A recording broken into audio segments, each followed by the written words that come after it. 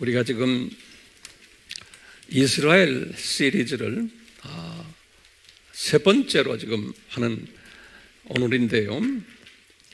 앞으로 이스라엘 시리즈가 점점 더 이제 계속될 것이고 더 구체적으로 자세히 주님께서 우리에게 말씀을 주실 거예요. 오늘도 아주 기초되는 말씀들 먼저 우리가 지금 공부를 하고 있어요. 이제 우리 이스라엘 시리즈를 나중에 이제 끝날 때쯤 되면 언젠가면 이제 두 짐승까지 이제 갈 거예요. 근데 거기까지 가려면 한참 가야 돼요. 준비됐어요? 한참 가야 돼요. 그러려면 우리가 이 기초를 잘 알아야 돼요. 이제 첫 번째 시리즈와 두 번째 시리즈 우리 공부 잘 했죠? 네. 항상 저는 세 번째 시리즈를 하게 될 때는 첫 번째와 두 번째를 간단하게 리뷰하는 그러한 습관이 있죠. 그게 좋아요?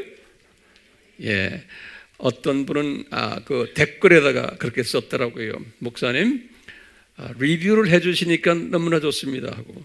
저는 댓글을 이렇게 유심히 봐요. 성령님이 그분들을 이 댓글 쓰는 분들을 통해서 저에게 말씀해 주시거든요. 그렇기 때문에 이렇게 보면은 댓글을 잘 쓰는 분들이 있냐면 대부분의 우리 교인들은 안 써요. 제가 보니까 몇몇만 쓰시고. 왜냐하면 귀찮아서 그러겠죠. 그렇지만 댓글이라는 것은 전도하는 거예요.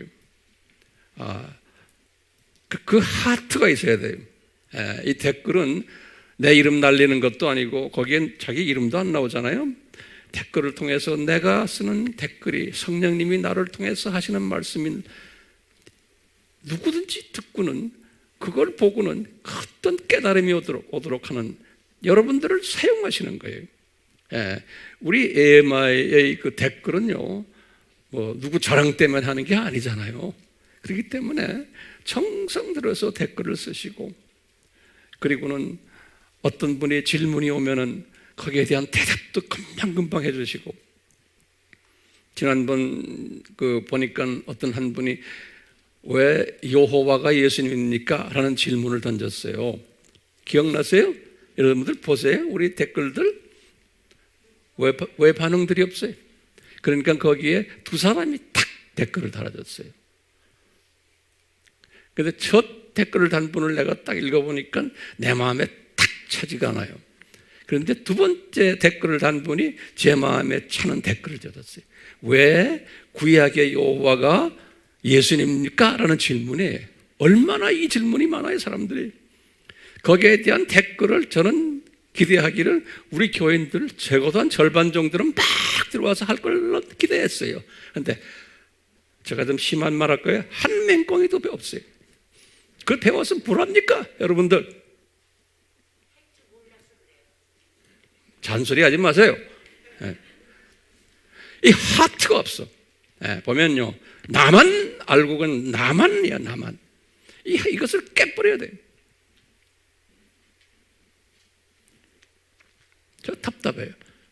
그러니까 주님이 내가 답답하니까 우리 예수님이 여러분들 보면 얼마나 답답해요.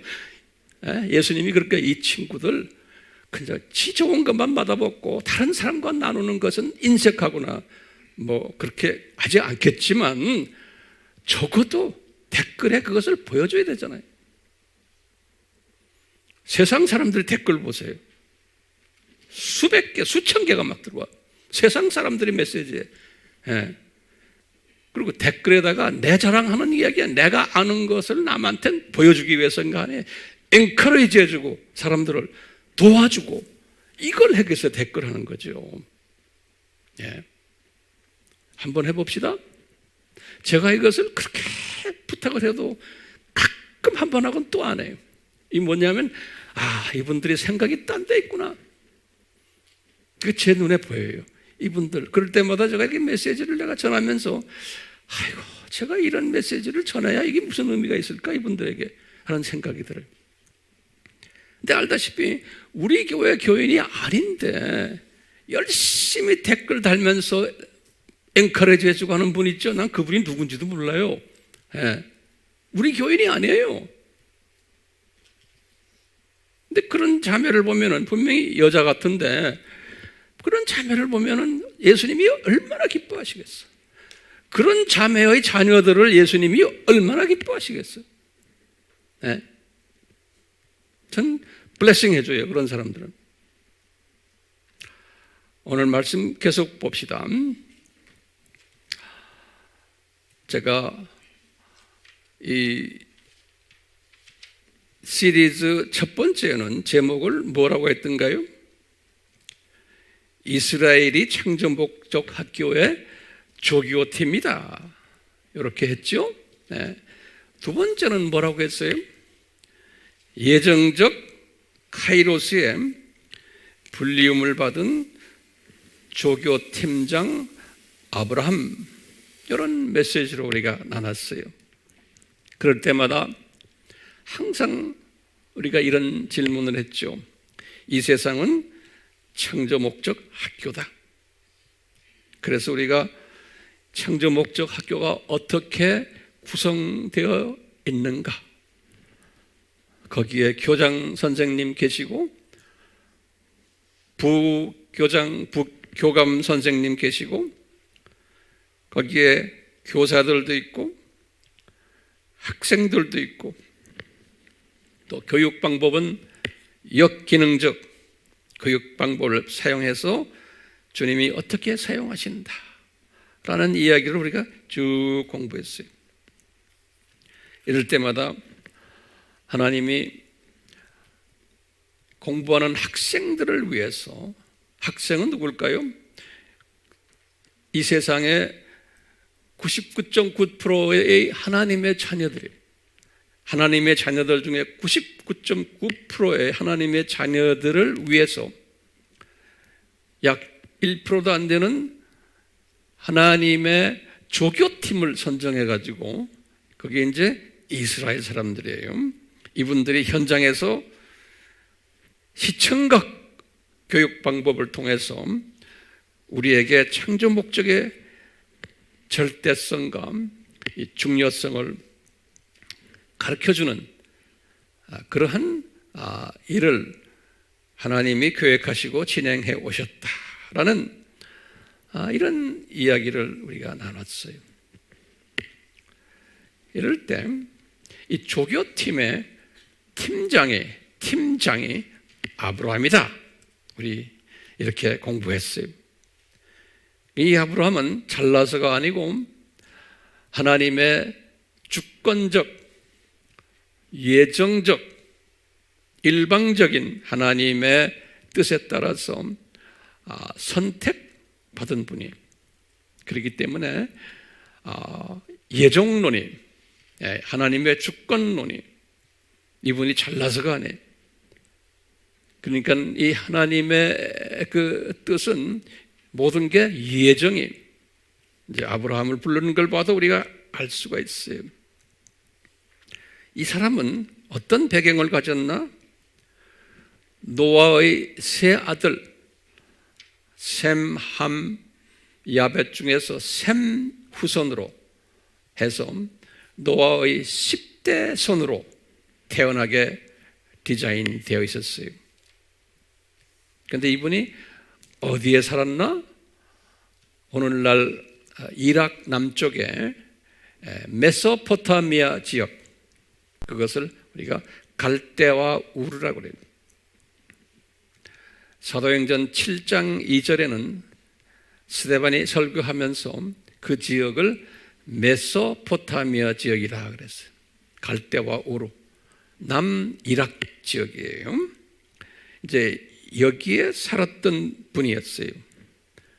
그 지역은 바벨론 종교의 그 시작되는 바벨론이라는 도시가 있는, 바벨탑이 있는 곳이기 때문에 이제 이 아브라함의 가족들도, 그 아버지 데라도 바벨론 종교를 믿었던 분이었어요.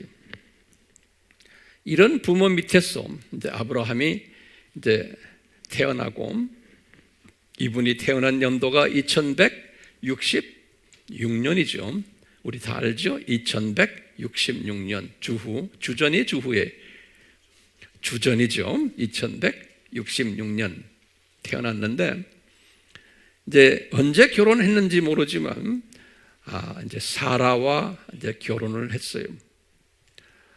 그런데 자식이 없는 거예요. 하나님의 완전한 계획 속에서 무자식을 하나님이 계획하셨어요.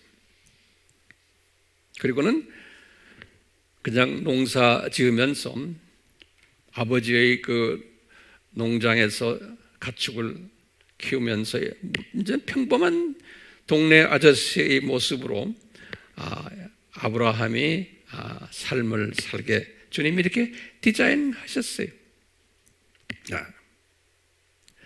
하나님의 계획 속에서요. 근데 이 하나님이 이 아브라함을 이렇게 계획하셨는데 언제부터 계획했다고 우리가 지난 시간에 공부했죠? 창세 전부터 계획하신 거예요.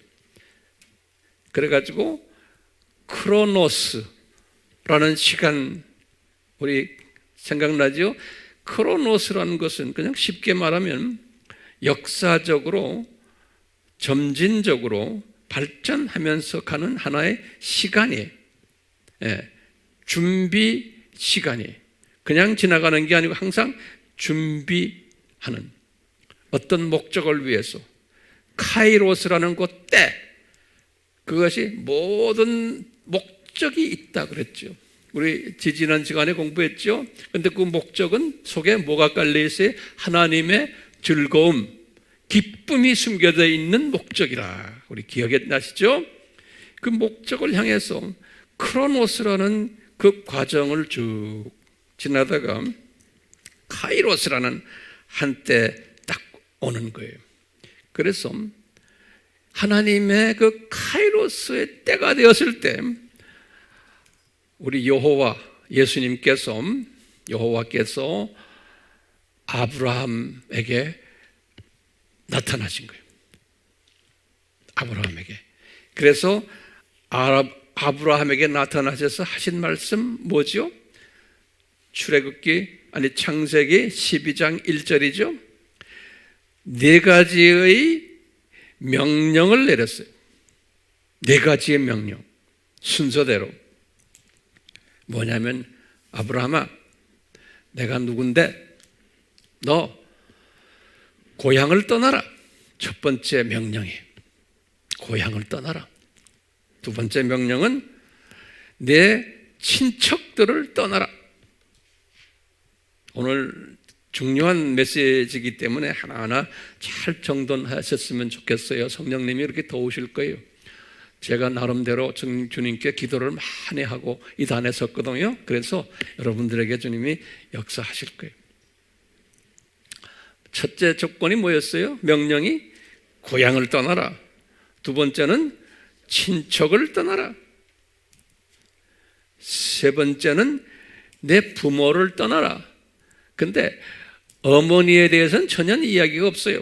아버지 데라만 성서에서는 이야기를 해요. 그러니까 부모를 떠나라. 네 번째는 뭐냐면 내가 보여줄 땅으로 가라. 요 네 가지. 고향을 떠나라, 친척을 떠나라, 부모를 떠나라, 그 다음에 내가 보여줄 미래형의 땅으로 가라. 거기 창세기 12장 1절이. 그리고는 계속해서 말씀하신 게 복을 주는 약속을 7가지로 했어요. 복을 주는 약속을. 첫 번째는 뭐냐면 너로 큰 민족 되게 하겠다. 두 번째는 너에게 복을 주겠다. 이렇게 써놨어요. 세 번째는 내 이름을 창대케 하겠다. 다시 말하면 영어로는 make your name great, 그러니까 위대하게 하겠다 그런 거예요. 한국말로는 창대케 한다는 말을 썼는데요. 위대하게 하겠다. 내 이름을. 세 번째죠. 그 다음에 네 번째는 뭐냐면 네가 복의 근원이 되겠다. 복의 근원이 되겠다. 다섯 번째는 뭐냐면 너는 너를 축복하는 자는 예수님이 내가 그 사람에게 복을 내리겠다, 이렇게. 너를 축복하는 자는 내가 그 사람을 향해서 복을 내리겠다. 여섯 번째는 반대로 너를 저주하는 자는 내가 그를 저주하겠다, 이렇게 했어요. 그 다음에 일곱 번째로 땅의 모든 족속이, 이럴 때는 하나님의 선택된 족속들의 자녀들이 너를 인하여 복을 얻을 것이다 라는 일곱 가지의 복을 약속했어요. 이걸 가만히 보면요, 이게 예정론이에요, 알메니안주의예요? 거기다 좀 적어놓은, 이거는 철저한 예정론이에요. 철저한 예정론이에요.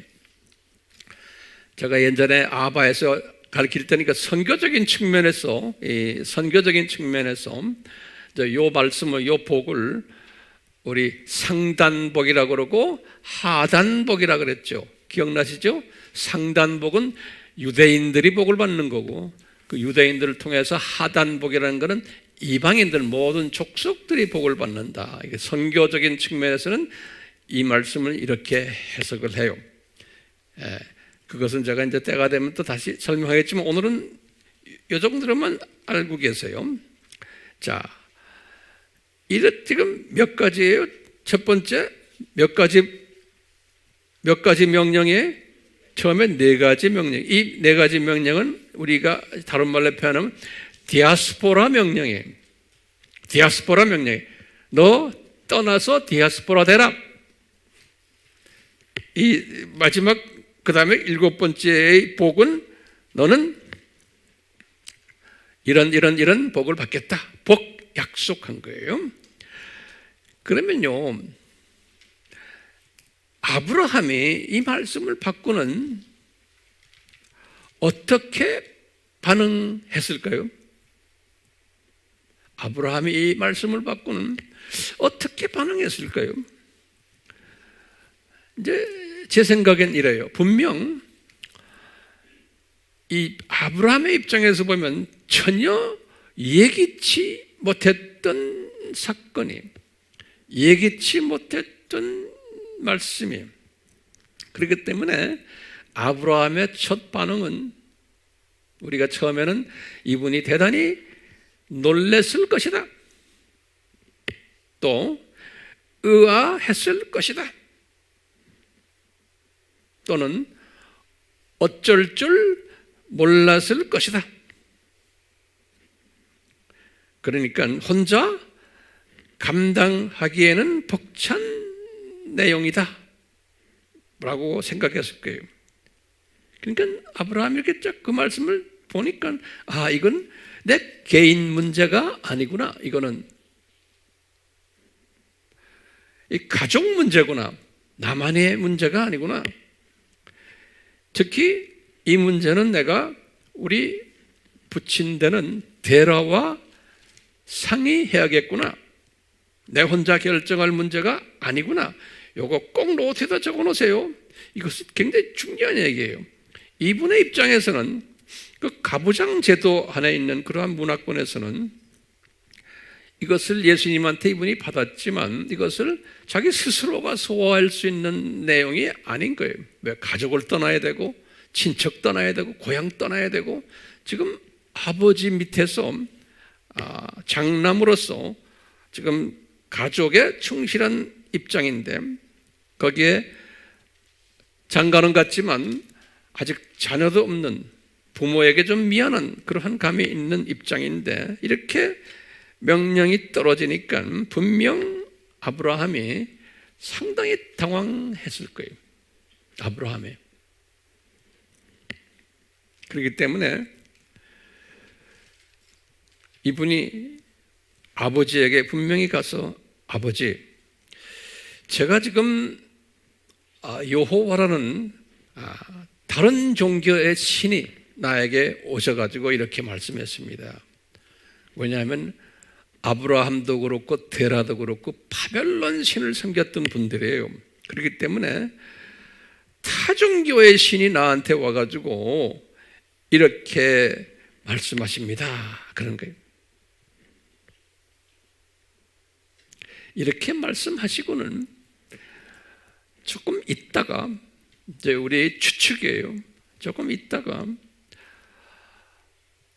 예수님께서, 여호와께서 아브라함에게 이렇게 나타나셔서 무슨 말씀을 하셨냐면, 네가 어디 갈 곳을 내가 알려줄게. 그래서 가나안으로 내려가야 된다 라는 말씀을 하셨던 것 같아요. 나중에 그 이유를 내가 좀 있으면 설명할 거예요.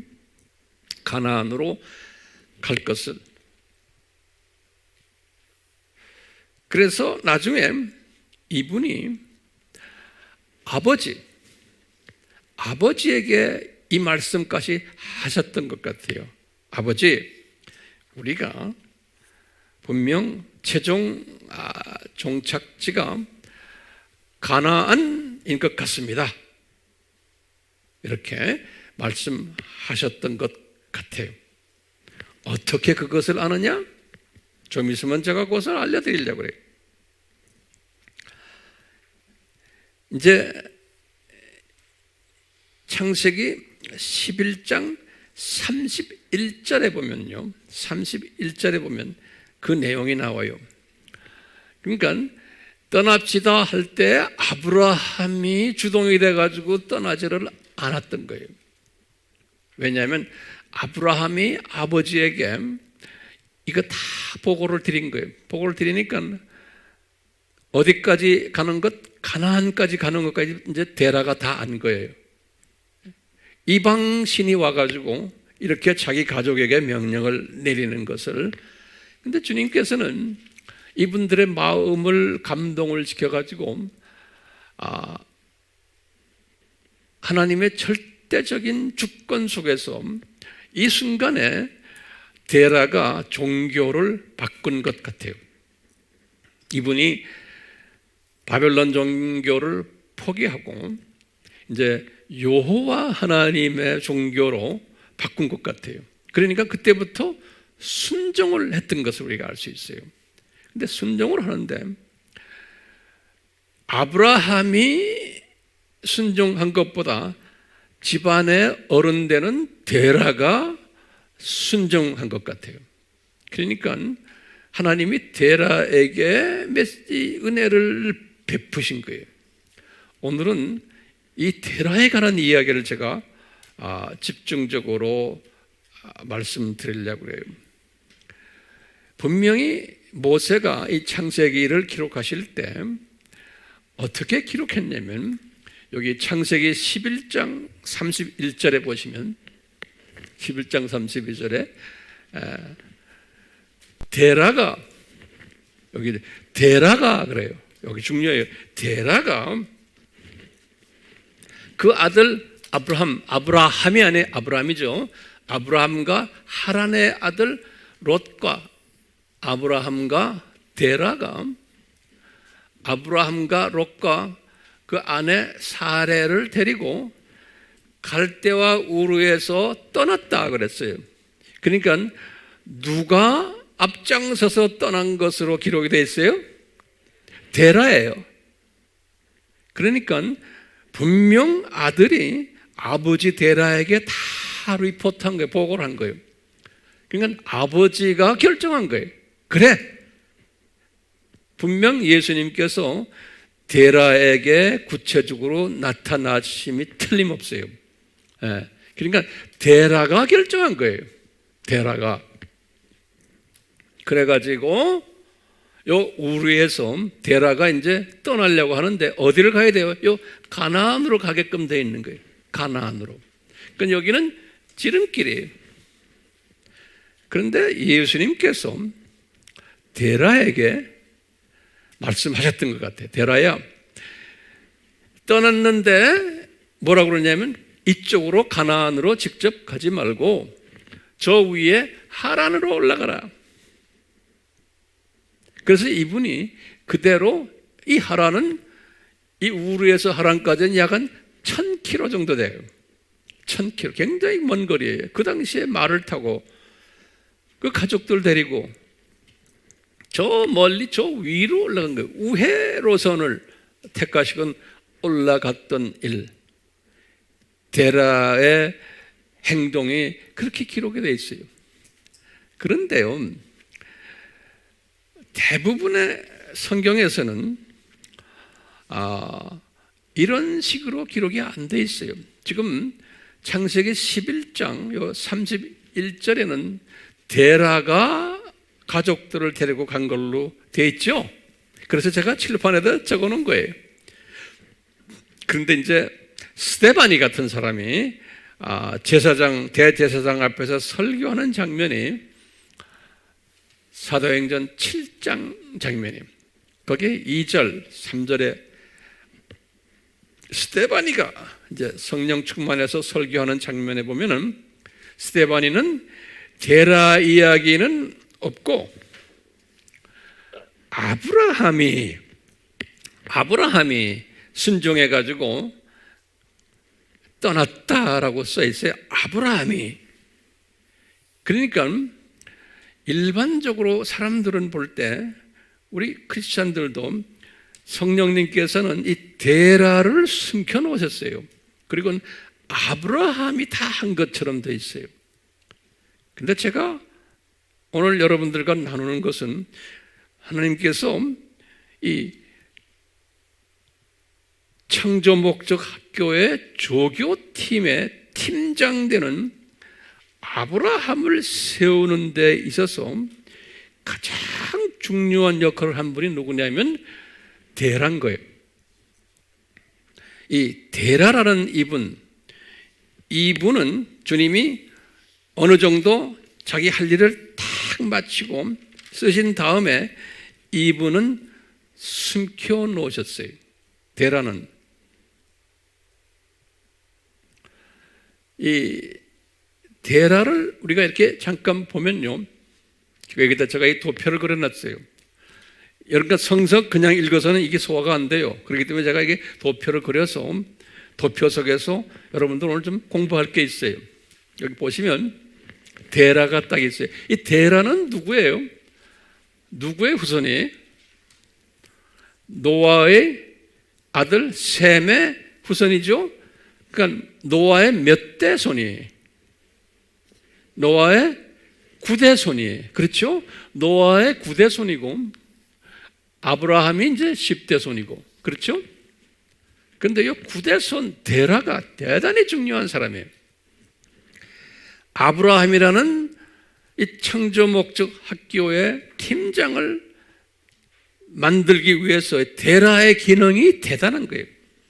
네, 데라의 기능이, 오늘 제가 이 말씀을 좀 간단하게 드리려고 그래요. 오늘 이제 계속해서 이제 다음 주에도 이제 연결되겠지만, 데라라는 사람을 딱 보면요, 성경에는 우리는 보통 성경에 지금 창세기 11장 26절에 보면은 뭐라고 써 있냐면, 창세기 11장 26절에 보면 데라 있는데 데라가 아들 세 분이 있다 그랬어요. 아들 세 분. 그래서 항상 순서대로 돼 있어요. 아브람, 그러니까 이게 장남 같아요. 그 다음에 나홀, 그 다음에 하란, 이렇게 돼 있어요. 아들 셋이에요. 누구의 아들이에요? 데라의 아들이 세 분이에요. 어디에 성경 나와요? 그러면 뭐라고 그래요? 창세기 11장 26절이 11장 26절, 11장 26절 이렇게 돼 있어요. 됐어요? 그런데 이 아들 중에 이 세 번째 아들 하란이, 이 하란은 아버지 데라보다 우르에서 먼저 죽었다. 성서 보면 기가 막히게 자세히 말했어요. 그러니까 아버지보다 먼저 죽은 거예요. 요 하란이. 그래서 창세기 11장 28절에 보면 그렇게 딱 써 있어요. 제가 성경 구절 하나하나 적어드리는 게 좋아요, 안 좋아요? 좋아요. 내 이야기가 아니에요, 이건 다. 그러니까 여러분들 가르칠 때도 똑같이 그렇게 하셔야 돼요. 자, 그런데요, 죽었기 때문에 이제 이분이 죽기 전에 자녀가 이분이라는 건 하란입니다. 하란이 자녀가 셋 있는 것을 성경에 두 군데에서 가르쳐줘요. 성경은 그러니까 자세히 여기 보고 저기 보고 해야 돼요. 하란이, 우리가 알기는 하란이 아들이 롯이에요. 창세기 11장 27절에 분명하게 써놨어요. 하란의 아들이 롯이다. 됐어요? 그런데 또 창세기 11장 29절에 딸 둘을 명시해요. 거기에 보면 이 하란의 딸이 둘이 있었어요. 하나는 밀가고 또 하나는 이스가예요. 이스가. 처음 들어보세요? 처음 들어도 괜찮아요. 그러니까 하란의 자녀가 몇이에요? 셋이에요. 밀가, 롯, 이스가예요. 이렇게 셋이에요. 롯. 근데 지금 이 롯은 누가 돌봤어요? 아브라함이 돌본 거예요. 그러니까 큰 삼촌이죠. 큰 아버지죠. 큰 아버지. 롯에게는. 그렇죠? 큰 아버지가 돌본 거예요. 자기 조카를 아브라함이 돌본 거예요. 요 이스가에 대해서는 자세하게 안 나왔지만 요 밀가라는 여자가 유명한 요거 큰 딸이에요. 제일 큰 딸이에요. 이 집안에서. 이 밀가는 나중에 요 나홀하고 결혼했어요. 그럼 기가 막히게 성경에 보면은 나홀이 11장 26절인데 요 22장 20절에 보면 그렇게 써 있어요. 나홀하고 결혼했어요. 다시 말하면 자기 누굽니까? 큰아버지죠. 두 번째 큰아버지, 제일 큰아버지가 누구예요? 아브라함이에요. 두 번째 큰아버지의 큰아버지와 결혼한 게. 이제 다음 시간엔 내가 이제 더 자세히 이제 이렇게 하면서 우리가 깨달음이 굉장히 많이 와요. 자, 요거 됐어요? 밀가가 누구와 결혼했어요? 나홀하고 결혼. 여기 창세기 22장 20절에 보면. 자, 그런데 아브라함을 딱 보시면 아브라함은 누구하고 결혼했냐면 사라하고 결혼했어요. 아브라함은 창세기 11장 29절에 보면 딱 나와요. 사라하고 아브라함이 결혼한 거예요. 아브라함하고 결혼했는데 신기하게도 이 사라의 부모는 누군가? 궁금하죠? 네? 사라의 부모는 누군가? 그러면 성서에서 이런 것을 가르쳐줘요. 나중에 창세기 20장 12절에 보면은 이 사라가 아브라함이 뭐라고 그러냐면 사라가 내 이복누이다 그러는 거예요. 창세기 20장 12절에 보면요. 사라가 이복누이라는 게 뭐예요? 아버지는 같은데 어머니가 다른 거예요. 그러니까 이 말은 뭐냐면 아버지는 데라예요.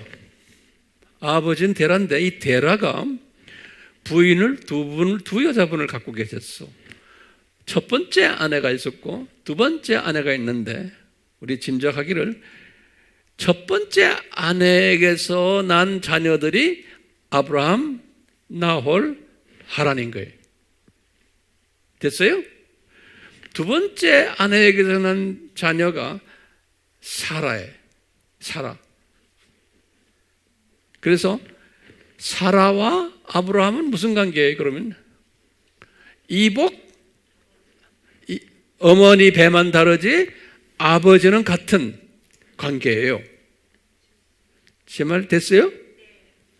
됐어요? 왜 고개가 끄덕끄덕이 없어요? 아버지가 누구예요? 데라고 어머니만 다른 거예요. 어머니만. 그러니까 아브라함의 입장에서 보면 자기 누구하고 결혼한 거예요? 이복 여동생하고 10살 차이니까요. 이복 여동생과 결혼한 거예요.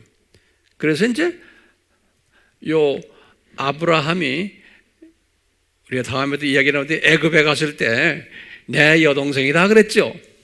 어떤 의미에서는 자기 부인이지만 어떤 의미에서는 그게 맞는 말인 거예요. 그렇죠? 근데 잠깐 좀 이렇게 바꾼 것뿐이에요. 자기 입장 좀 때문에. 똑같아. 이 그랄에서 여기 나오는 게 이제 그랄에서 이분이 또 똑같이 나의 이복 아비멜렉한테 그래요. 팔레스타인 왕인데 내 이복 그 당시에는 내 이복 동생이다 그랬어요. 그러니까 맞는 말이죠. 자기 부인인데 이복 동생이다. 요 성서에서 보면 그때그때 우리에게 정보를 제공해요. 그 이복 동생이란 말이 영어 성경에는 분명히 나와 있어요.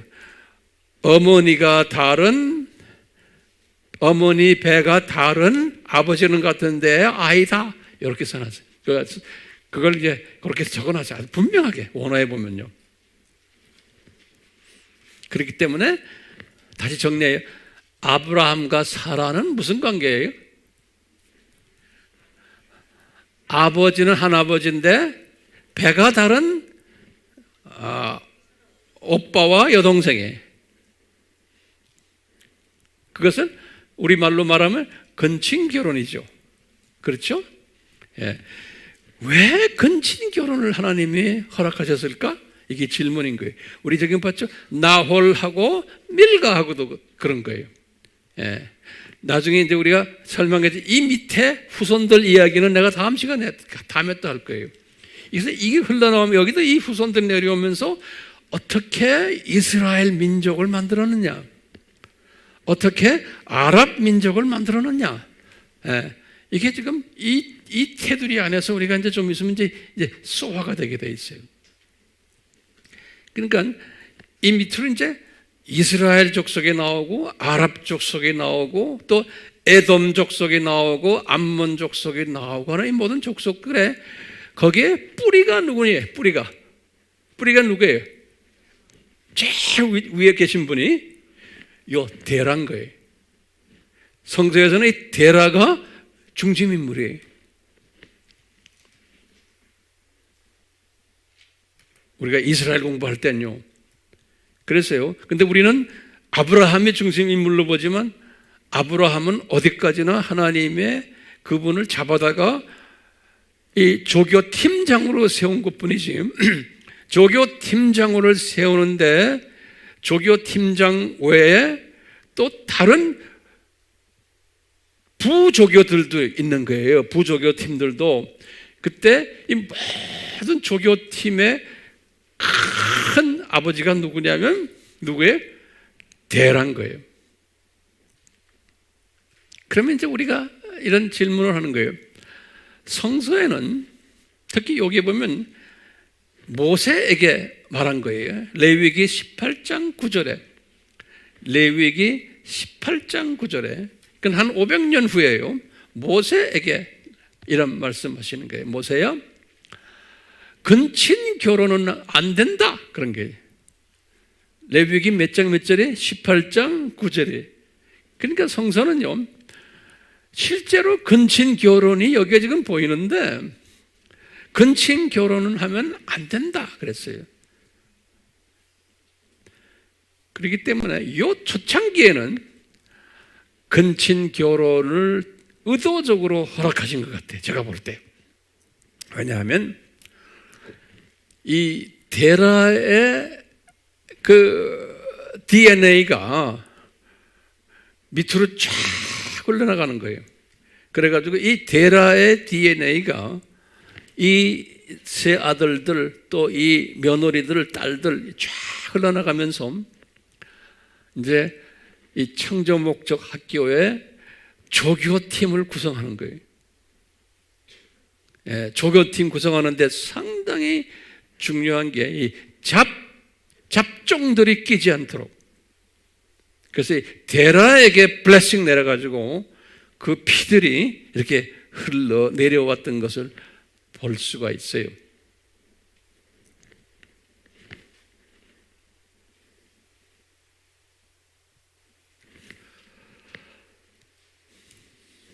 우리 아브라함을 공부를 많이 우리 했지만 이분이 사라라는 첫 부인이 있었고, 그 다음에 하갈이라는 여자가 있었고, 그두라라는 여자 있잖아요. 우리 공부했죠, 아바에서요. 이분들은 아랍 선조들이죠. 아랍 사람들. 하갈과 그두라는. 예. 그러니까 이분들은 이게 애굽 여자지만 그두라는 내 생각에는 아마 정확하게 어느 나라 민족인지는 몰라요. 그렇지만 아브라함의 피를 받은 여자들이에요. 전부 다. 아브라함의 피를 받았다는 것은 누구의 피를 받은 거예요? 데라의 피를 받은 사람들이. 이 후손들도. 그러니까 아랍 사람들도 이런 그 생물학적 관계가 있는 것을 우리가 알 수가 있어요. 예. 자, 그럼 우리가 몇 가지 질문을 좀 던지면서 제가 오늘 말씀을 정리하려고 그래요.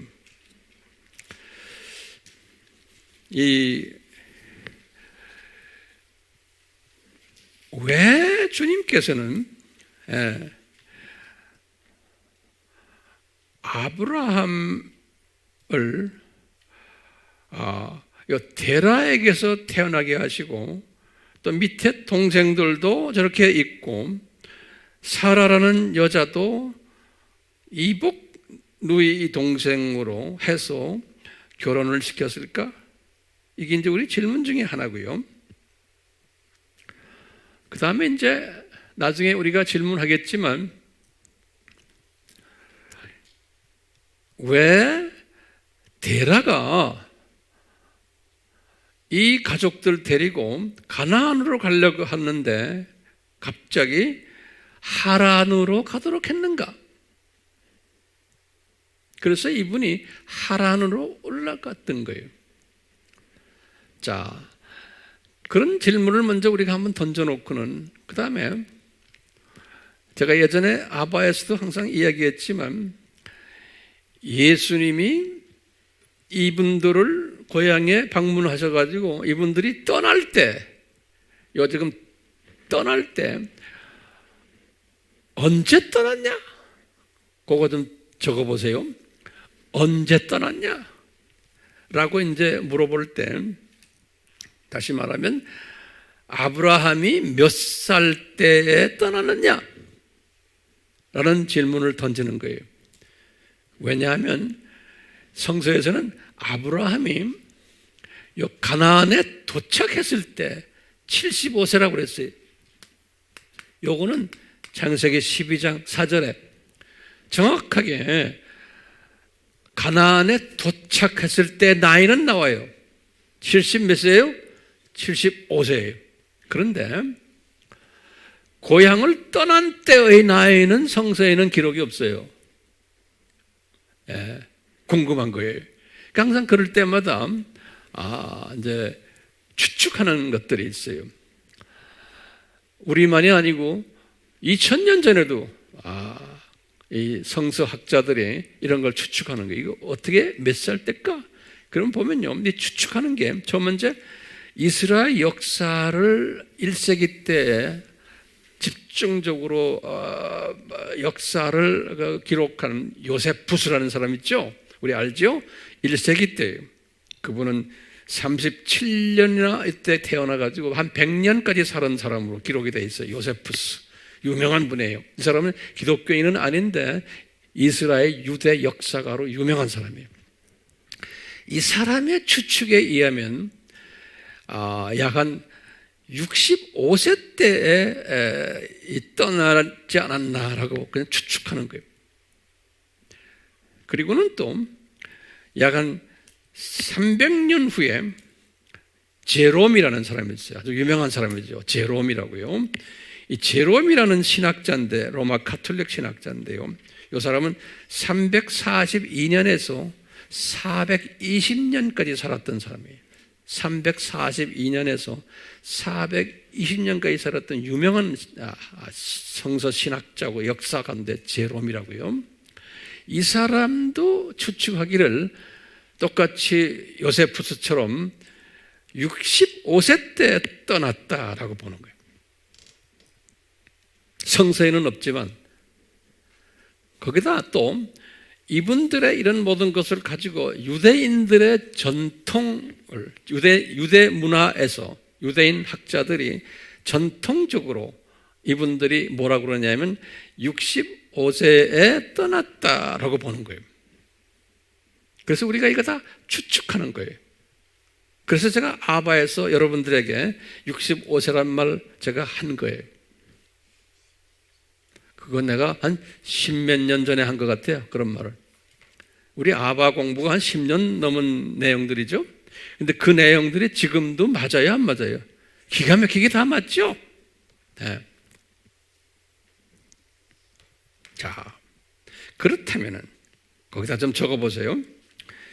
60세에 떠났다 그러면은 주전 몇 년일까요? 그러면 우리가 빨리 수학 공부를 해요.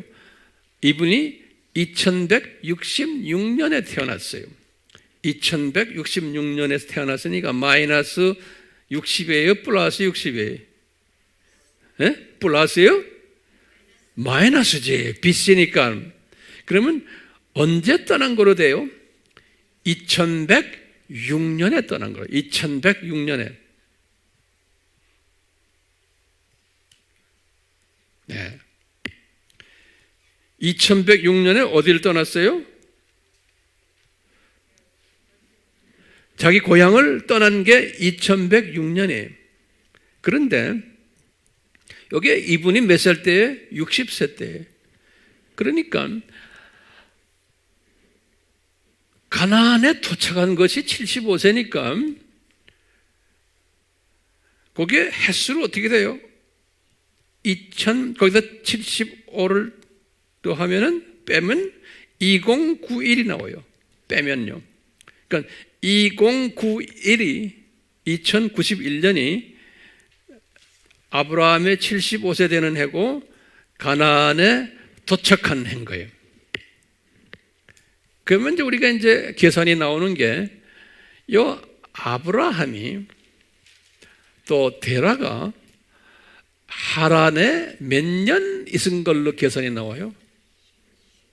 60세 떠나가지고 75세 내려왔으니까 약 15년이에요. 그렇죠? 15년을 이분들이 어디에 있었어요? 하란에 살았던 거예요. 하란에 15년 살았던 거예요. 그러면 이제 우리 질문이 있는 거예요.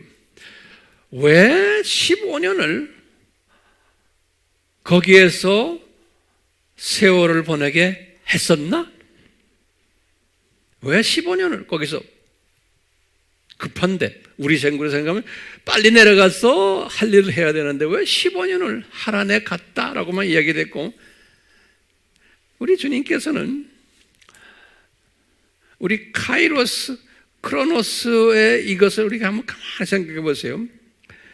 창세부터 시작을 해서 쭉 크로노스가 돼가지고 때가 되어서 예수님이 아브라함에게 나타나신 거예요.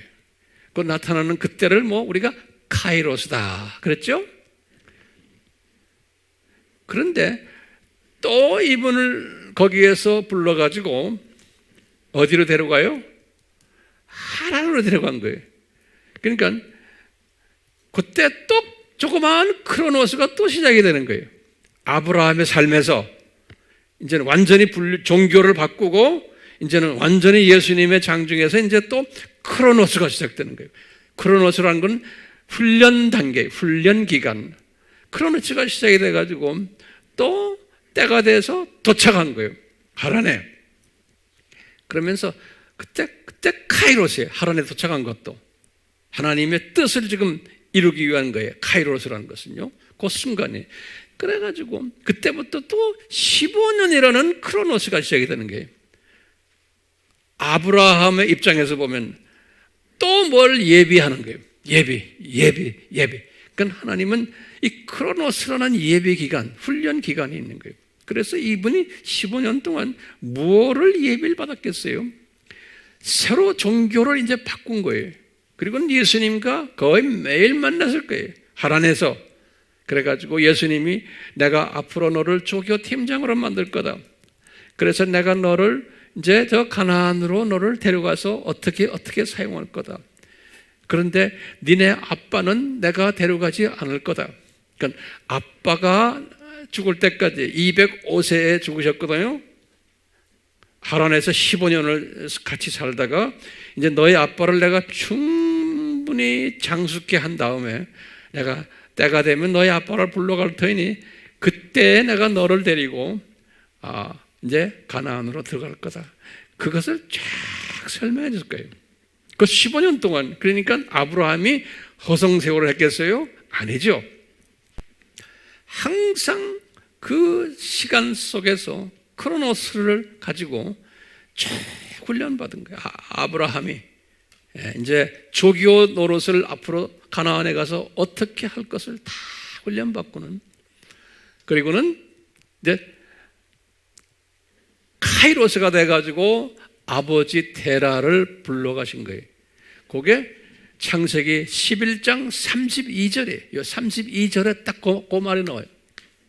32절에 아버지 테라가 205세에 죽었다. 이렇게 딱 나와요. 그게 11장 마지막에. 그리고는 이제 시작이 되는데, 이때 이분이 누굽니까? 아브라함이 이제 아버지를 묻어놓고, 지금도 그곳에 테라의 무덤이 지금도 하란에 있어요.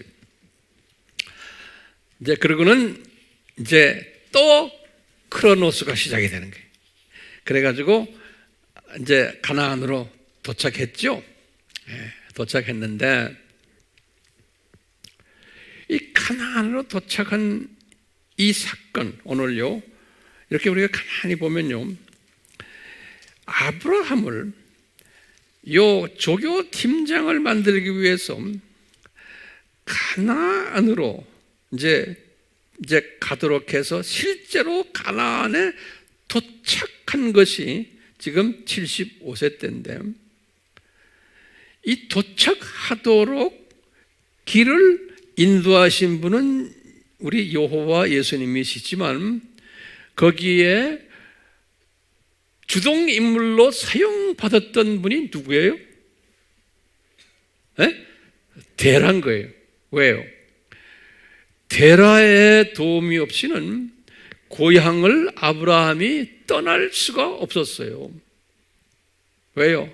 그런 대가족 시스템 속에서 아버지 중심 사회에서 아버지를 버려들고 자기 처만 데리고 떠날 수가 없어요. 그렇기 때문에 하나님이 그 문화 속에서 데라를 하나님이 사용하신 거예요. 아브라함을 이 조교 팀장 만드시기 위해서. 그뿐 아니라 하나님이 그것보다 더 큰 그림들이 있었어요. 왜냐? 이제 우리가 이스라엘 족속이라는, 아랍 족속이라는 이 큰 그림 속에서 이 다 조교팀들이, 이스라엘은 본조교팀들이고 아랍 족속들은 내가 볼 때 부조교팀들이, 이 조교팀들을 하나님이 우리를 위해서, 이방 민족, 이방 하나님의 자녀들의 창조 목적을 가르쳐주기 위해서 이 조교팀들을 세울 때 하나님의 초점이 누구한테 가해졌냐면 노아의 셈족인 요 데라에게 있었던 거예요. 그래가지고 이 데라를 중심으로 해서 데라의 DNA를 통해서 그 후손들을 하나님이 사용하시기, 그 후손들이 소위 이스라엘 사람들이고 이제 아랍 사람들인 거예요. 예, 그 후손들이. 그러니까 이 데라가 하나님이 상당히 중요한 인물임을 우리가 알 수가 있어요. 그런데 우리 질문이 있어요. 제가 이제 결론적인 질문이에요. 이 질문을 잘 들으세요. 왜 이 데라가 이렇게 중요한 일을 했는데, 이 질문 적으세요. 왜 이렇게 이분이 중요한 일을 했는데, 왜 이분은 그렇게 유명 인사가 아닙니까? 왜 이분은 숨겨놓으셨어요? 이분은. 네. 우리 입에는 데라가 별로 오르질 않아요. 숨겨놓으셨어요. 그리고는 또 질문이, 왜 이분은, 데라는 가나안에 들어가지 않도록 하셨습니까? 예. 왜 가나안에 들어가지 않도록 하셨습니까? 이런 질문들은 우리가 계속해서 다음 시간에도 이제 우리가 이제 대답을 해줘야 돼요.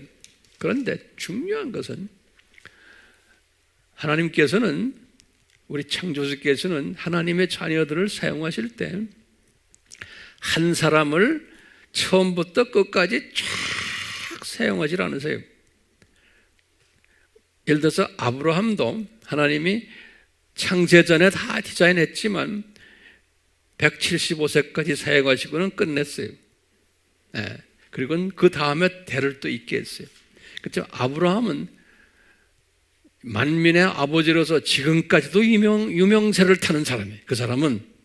그런데 우리 데라는 전혀 유명세가 없는, 오늘 지금 메시지 이것을 우리가 깊이 들여다보면 오늘처럼 데라의 존재가 이렇게 좀 부각되지만 웬만한 우리 시각을 가지고 성경을 보면 이 그림이 안 보여요. 자, 왜 그랬을까? 성서 속에는 이런 데라 같은 사람들이 상당히 많았어요. 네.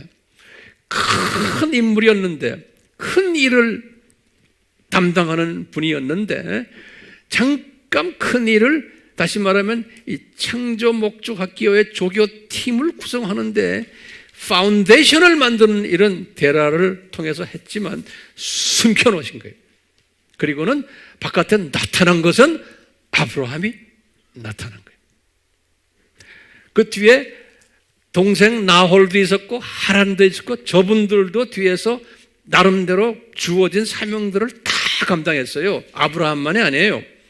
예, 성서에 보면요. 그런데 아브라함만 부각시키고 나머지는 다 이렇게 숨겨놓으셨어요. 왜 그럴까? 이게 이제 우리 질문이에요. 오늘 결론적인 질문인데,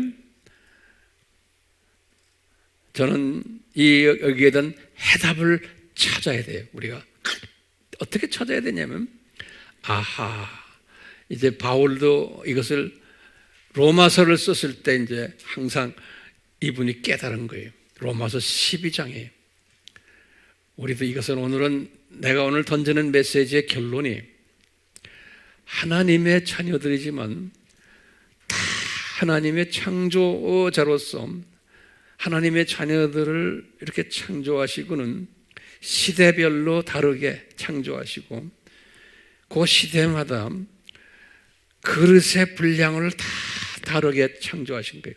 하나님의 자녀지만. 그래서 분량이란 단어를 써요.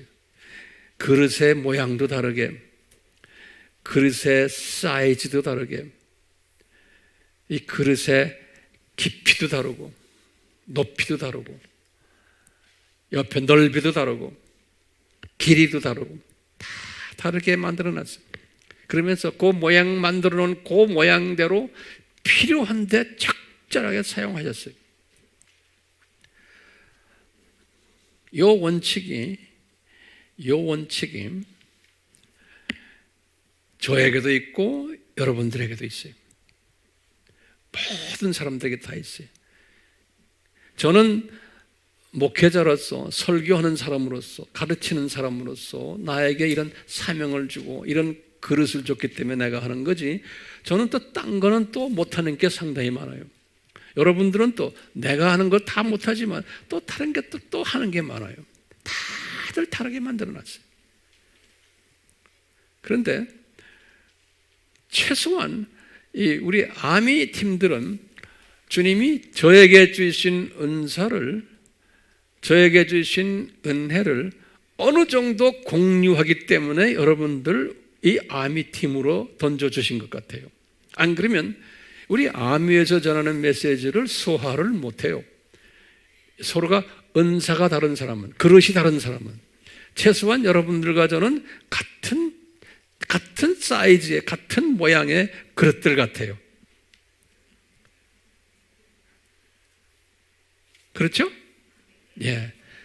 그렇다고 해서 우리 AMI 메시지를 소화를 못하는 사람은 하나님의 자녀가 아닌가? 그분들도 하나님이 사랑하는 자녀들인데 그런 모양이 다른 거예요. 그것을 이제 바울이 어떻게 표현하냐면 분량이 다르다 그랬어요. 바울이 그래. 이제 12장, 로마서 12장에 쭉 보면은 은혜의 분량이 다르다. 사람마다 바울이 깨달은 거예요. 또 은사의 분량이 다르다. 하나님의 자녀들인데. 또 믿음의 분량이 다르다. 이렇게 로마 교인들에게 바울이 깨달은 것을 설명한 거예요. 로마서 몇 장이에요? 12장이에요. 그래서 이 분량이 다르기 때문에 다른 그대로 내가 인정해주고 그분이 다른 것을 내가 존경해주고 다르다는 것을 내가 절대로 거기에 대해서 내가 비평하거나 비난하거나 또는 평가하거나 이러지 말아라는 거예요. 그렇기 때문에 모든 사람을 주 안에서 다 내가 안아줄 수 있는 거예요. 이 원칙을 깨달은 사람은 지금 오늘도 마찬가지로 지금 이 데라의 분량이 다르고 데라는 입 테이블 나오는 이거 쫙 만들어주고는 딱 숨겨둬 버린 거예요. 데라는. 그리고 나타나게 한 것은 누구예요? 아브라함을 나타나게 하고 여기 나홀도 하란도 다 숨겨버리고 예, 다 데라의 DNA를 받은 사람들인데 그래서 바울이 깨달은 것은 이것을 깨달은 사람은 바울이 그랬어요. 우리 유명한 로마서 12장 1절과 2절에 뭐라 그랬어요? 이것을 깨닫고 주님을 섬기는 사람들을 뭐라 하냐면 하나님이 기뻐하시는 선하신 영적 예배를 드리는 자다 그랬어요. 기가 막힌 말이죠. 이것을 깨달은 사람을 하나님이 기뻐하시고 선하게 여기시는 spiritual worship, 영적 예배를 드리는 사람이다. 그러면서 그 말씀하시면서 이렇게 다르기 때문에 모든 사람과 다 있는 대로 안아주라는 거예요. 그냥 그 그릇 사이즈에 있는 대로 그냥 안아주라는 거예요. 근데 그것을 안아주지 못하고 나만 좀 다르다 그래서 그걸 내가 가지고 막 한 사람들이 있죠. 그런 사람들은 또 그런 대로 놔두라는 거예요. 쪽배기 그릇이라 그러나요? 그릇이 좀 거기에 좀 가시가 들어있거나 뭐 이래서 그런 거예요. 예? 근데 이제 바울도 개종해서 22년 후에 이것을 깨달은 거예요. 예. 그렇기 때문에 우리가 지금 오늘 이 데라를 공부하면서 무엇을 우리에게 가르쳐 주냐면 이것을 영적 예배를 모든 사람은 그릇이 다르고 은사가 다르고 은혜가 다르기 때문에 그것을 그냥 안아주는 사람. 이게 예수 그리스도의 마음이라는 거예요. 예수님의 마음인 거예요. 그런 마음을 가진 사람은 우리 바울도 그랬잖아요. 로마서를 쓰면서 그 말씀 다 하시고 이뤄냈어요. 네가 웬 사람이 너를 괴롭히고 그러면 그 원수 갚으려고 그러지 말고 잠깐 기다려라. 그러면 때가 되면은 머리 위에 무슨 불을 올려놓는다 그랬죠? 네? 그런 이야기 거기 다 나오는 이야기예요. 그냥 기다리고 있어라. 그러니까 모든 사람과 화평해라.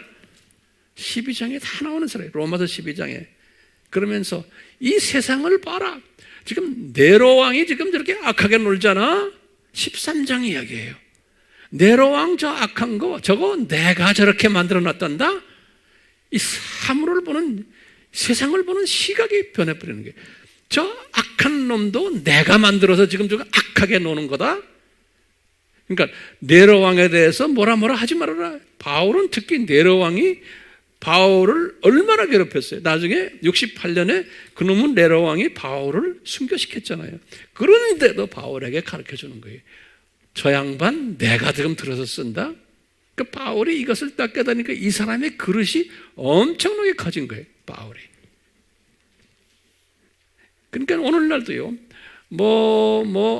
정치 문제 이렇게 해서 막 우리 하는 사람 그렇게 할 수 있어요. 아무개 나쁘다, 나쁘다, 김일성이 나쁘다, 김정은이 나쁘다, 아무개 대통령 나쁘다, 하는 거예요. 그건 당연히 나쁜 건 나쁜 게 보이니까요. 그런데 왜 하나님이 살아계신 예수님이 왜 저 사람들 나쁜 걸 가만히 열중시하고 놔둡니까?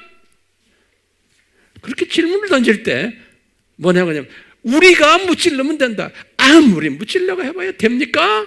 안 돼요. 그렇지만 무찔려려고 막 애를 쓰는 그 모습도 예수님이 보시면서 웃으시는 거예요. 너 고생한다. 그렇지만 그릇이 그 정도 그릇된 사람들은 무찔러야 된다고 믿는 사람들을 그렇게 하도록 놔두시는 거예요. 주님께서. 우리 인간 역사를 보면 그 사람들이 그렇게 했기 때문에 이게 저 알메니아주의 사람들이에요. 우리가 해야지만 저놈들을 무찌를 수 있다고 보는 사람들이에요. 그건 큰 그림 예정론 안에서는 그게 아니에요. 그런데 예정론 안에는 알메니아주의가 또 숨겨져 있는 거예요. 그렇지만 나쁜 왕은 나쁘다고 말은 해주는 필요가 있어요. 나쁘다. 그렇지만 그놈을 없애버리는 것은 누구 손에 있어요? 예수님의 손에 있는 거예요. 그러니까 내가 해서 없애자 이런 말을 하는 사람들 하라고 그러세요. 그렇지만 절대로 안 되는 거예요. 우리가 북한의 저 삼김 제도를 없애려고 70년을 그냥 새벽 기도하고 금식하고 날려지겠는데 지금도 안 되잖아요. 하나님이 때가 있는 거예요. 그렇지만 그렇다고 목사님 열중시하고 가만히 안 해. 하세요. 나쁘다는 알려줘야 돼. 그렇지만 나가 함으로써 저놈이 무너진다. 그것은 착각하는 거예요. 지금 우리나라도 지금 여러 가지로 지금 문제가 있지만 그 문제를 제기하는 건 당연히 해야 돼요.